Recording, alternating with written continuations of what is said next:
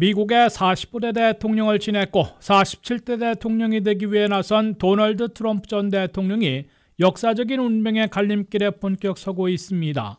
도널드 트럼프 전 대통령은 뉴욕 맨하튼 형사법정에서 지난주 선정된 12명의 배심원들과 6명의 대체 배심원들 앞에서 형사재판을 받기 시작했습니다.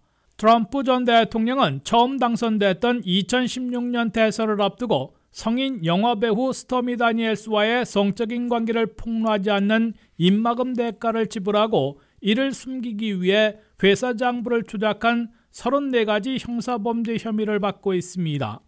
첫 형사재판에 출석하기 위해 법정에 들어가며 트럼프 전 대통령은 이번 재판은 마녀 사냥이자 선거방해라고 거듭 비판하고 지지자들에게 밖으로 나와 평화적으로 항의해달라고 호소했습니다. This is a Biden witch hunt to keep me off the campaign trail. So far, it's not working because my poll numbers are higher than they've ever been because the public understands that it's a witch hunt.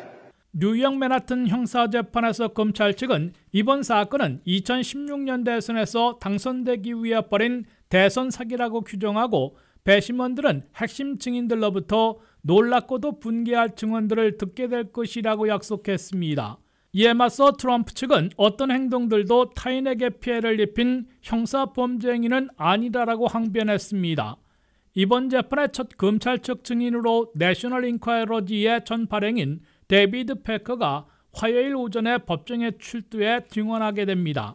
데이비드 패커는 스캔들 기사를 사들여 폭로하지 못하게 한 후에 기사화하지 않고 묻어버리는 책북 저널리즘으로 악명이 높은 인물이며 2016년 대선에서도 트럼프 당선을 돕기 위해 스캔들을 미리 사서 당사자의 입을 막는 동시에 묻어버린 것으로 지목받고 있습니다.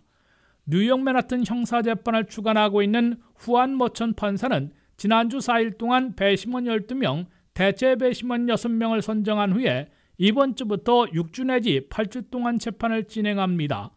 남성 7명, 여성 5명으로 구성된 배심원들은 양측이 제시하는 주장과 증거, 증언들을 청취한 후에 판결을 내리게 돼 5월 말이나 6월 중순에는 트럼프 전 대통령에 대한 유죄냐, 무죄냐 1심 판결이 나올 것으로 예상되고 있습니다. 도널드 트럼프 전 대통령은 4건의 형사재판 가운데 첫 맨하튼 재판에서 유죄 판결을 받게 될 경우 대통령 선거 출마나 당선을 금지당하지는 않겠지만 11월 5일 본선에서는 낙선될 위험에 직면할 것으로 예고되고 있습니다.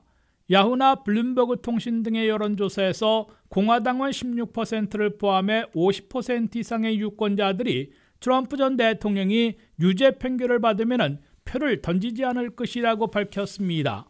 이는 기소와는 달리 유죄 판결까지 받는다면 트럼프 전 대통령이 7월 전당대회에서 공화당 대통령 후보로 추대되더라도 형사범죄자에게 투표할 수 없다는 반발을 초래해 낙선 위험이 고조될 수 있다는 경고를 받고 있습니다. WKTV 뉴스 한면택입니다.